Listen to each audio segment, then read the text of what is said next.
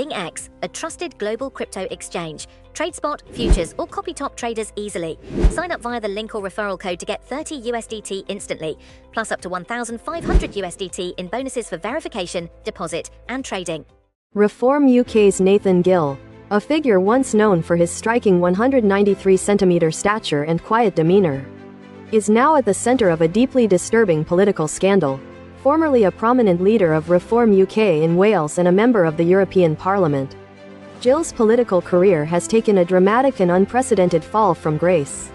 While many initially recalled his imposing physical presence, often amplified by his preferred cowboy boots, and his unique status as a teetotal member of the Church of Jesus Christ of Latter-day Saints who represented Ukip in the Senate, his public profile is now irrevocably tied to a far more sinister narrative. This month, Gill awaits sentencing at the Old Bailey, having pleaded guilty to accepting bribes to deliver pro-Russian statements during his time as a member of the European Parliament. This marks a rare and shocking descent in modern British politics, drawing parallels to historical cases of political espionage. However, Gill's downfall has significant implications beyond his personal ruin, casting an uncomfortable shadow over Reform UK and its leader, Nigel Farage. Sources who worked with both men in Brussels have indicated that Gill was a key lieutenant and close associate of Farage during their time together in the European Parliament. A stark contrast to Farage's recent attempts to distance himself from the convicted politician. The unraveling of Gill's secret activities began in July 2021.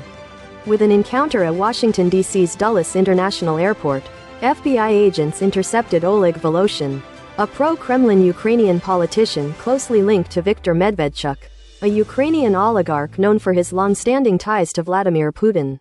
This occurred less than a year before Russia's full-scale invasion of Ukraine, a period when Medvedchuk himself faced treason charges and his state-controlled media outlets, crucial for Kremlin propaganda, were shut down. Voloshin, identified as Medvedchuk's envoy to the West, found himself under scrutiny by U.S. authorities. WhatsApp messages retrieved from Voloshin's phone revealed discussions about secretly compensating Gill. Though Voloshin was released after questioning, both he and Medvedchuk were later named by the U.S. as operatives in a Kremlin-backed plot to install a puppet government in Ukraine. Voloshin, now residing in Moscow and beyond the reach of British law enforcement, was Gill's co-accused. Just 2 months after the Dulles Airport incident, in September 2021, counter-terrorism police apprehended Gill at Manchester Airport.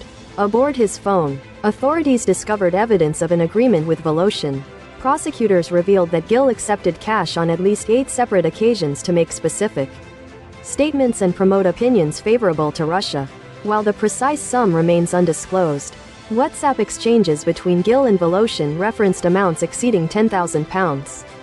Upon retrospective examination, the public statements made by Gill, though seemingly subtle at the time, served as crucial undertones in the West's propaganda war, aimed at portraying Ukraine's pro-Western leadership as repressive. In return for his complicity in this covert public relations campaign, Gill received coded payments described as Xmas presents and postcards. These were his rewards for delivering speeches in the European Parliament and participating in televised interviews that had been meticulously scripted by Voloshin. Communicating via email with The Guardian, Voloshin vehemently denied allegations from both US and UK authorities that he acted under the direction of Russia's FSB spy agency. He maintained that the payments, typically ranging from £4,000 to £5,000 each, were merely fees for media appearances, not bribes. Voloshin described Gill as a humble father of 5, definitely not rich, and a victim of a geopolitical conspiracy. The intricate narrative surrounding Gill and Voloshin raises profound questions about Russia's systematic efforts to cultivate influential contacts within British political circles. Further complicating the picture, David Coburn and Jonathan Arnott, 2 other MEPs who were part of Farage's Ukip bloc in Brussels, accompanied Gill on a trip to Ukraine in October 2018. During this visit, Coburn, Gill, and Arnott appeared in interviews with 112 Ukraine, a pro-Russian television channel affiliated with Medvedchuk. 6 weeks later, the trio echoed similar sentiments during a European Parliament debate on December 11, which addressed press freedom in Ukraine and its potential EU accession. Gill initiated the discussion, expressing every sympathy with Ukraine, but asserting that it is wrong to fight repression with repression. British prosecutors allege that Gill had received a speech script from Voloshin just days prior. On December 7, 2018, Arnott and Coburn followed suit, with Arnott urging the Ukrainian government to uphold press freedom amidst reported violence against journalists and proposed TV channel closures. Coburn went further, accusing Kyiv's leadership of failing on press freedom and even plotting to shut down 112 Ukraine, thereby questioning Ukraine's suitability for EU membership. Notably, both Gill and Coburn later joined the channel's new international board, alongside Voloshin and others. It is crucial to note that there is no suggestion that Coburn or Arnott accepted bribes in the same manner as Gill. When contacted by The Guardian, Arnott firmly rejected any implication of ties to Russia or acting in its interests, pointing to a specific section of his speech where he advocated for increased freedom as the best response to a loss of freedom, emphasizing that Russia's suppression of free speech should not be countered by Ukraine also suppressing free speech. Efforts to reach Coburn for comment have been unsuccessful. In correspondence with The Guardian, Voloshin claimed that the broadcaster 112 Ukraine should have covered the MEP's travel expenses for their 2018 trip.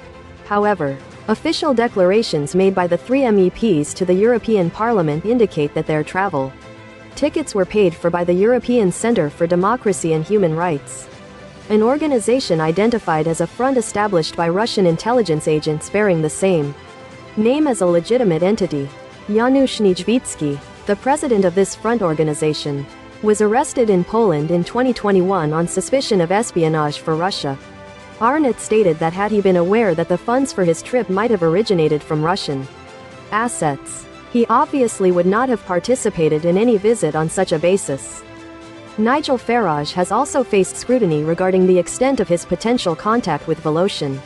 Nadia Sass, Voloshin's wife and a journalist for 112 Ukraine, posted a photograph on X last year, seemingly taken outside the European Parliament around 2018, expressing that she would miss Nigel Farage and his team.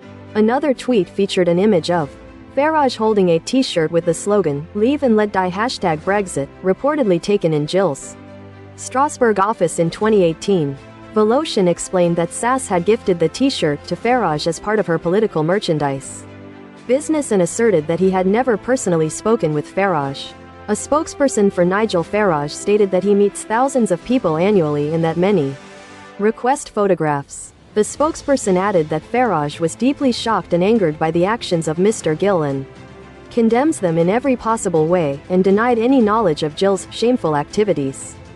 However, evidence suggests that Niedźwiecki and Voloshin may have expanded their network beyond the various iterations of Farage's parties. Both were named in warning emails sent to all members of Parliament at Westminster in July 2021 and January 2022 by the Speaker of the House of Commons, Lindsay Hoyle. It is understood that several MPs came forward to security services following Hoyle's alerts about Voloshin's efforts to garner support from politicians for policies aligned with Russian state objectives. Sir John Whittingdale, a former minister and chair of the all-party parliamentary group on Ukraine, recalled first encountering Voloshin as the right-hand man to Konstantin Grushchenko, who served as Ukraine's foreign minister under the Moscow-friendly President Viktor Yanukovych.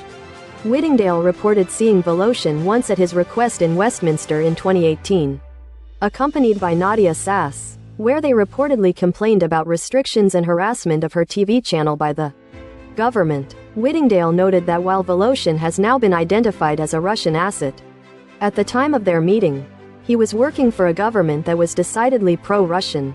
There is no indication that Whittingdale or other conservative MPs, such as Mark Pritchard, who was scheduled to appear on a panel with Sass in London, were compromised by their association with him.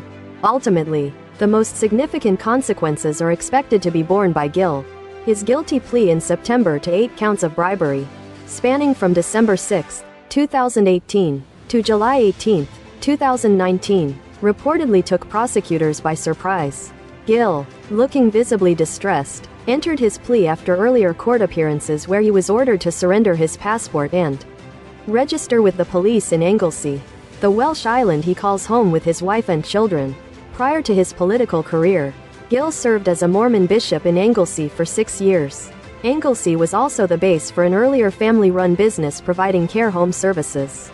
Primarily operating in Hull, this business ultimately collapsed with debts totaling £116,000 following the 2008 financial crisis. His subsequent attempts at a political career saw early setbacks in council and devolved elections, before he finally secured a seat as a Ukip MEP in 2014.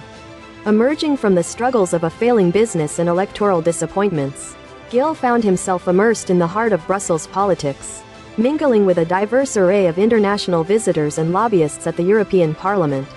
A previously unremarked interest in international affairs began to flourish.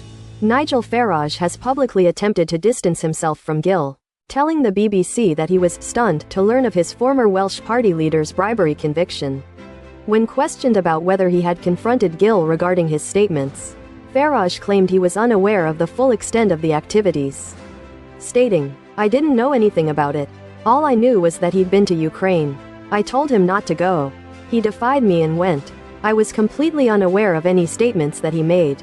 However, multiple sources who worked closely with both Farage and Gill in Brussels and Strasbourg have characterized the two men as having been exceptionally close. Some have described Gill as Farage's enforcer and right-hand man, recalling instances where their offices were adjacent. One former Ukip MEP from that period told The Guardian, "Gill was in the thick of organizing. He was the right-hand version of Farage. His office was right beside Farage's." Another source added, "Nathan had a unique place in the party. He was the center of gravity in Wales. And David Coburn was at the center in Scotland. I found David quite difficult. He could be very outspoken. He was very loyal to Nigel." The narrative also suggests that Gill possessed personal vulnerabilities that foreign intelligence agencies are known to exploit. Alex Phillips, a former media advisor to Gill and fellow Brexit Party MEP, commented, "There is a tragic backdrop to this. They clearly targeted someone who was financially vulnerable."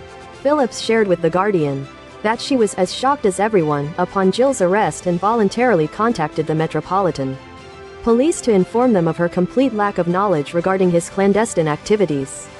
She expressed her belief that Gill lacked the cunning to genuinely believe in his involvement, deeming the situation quite sad. "Really,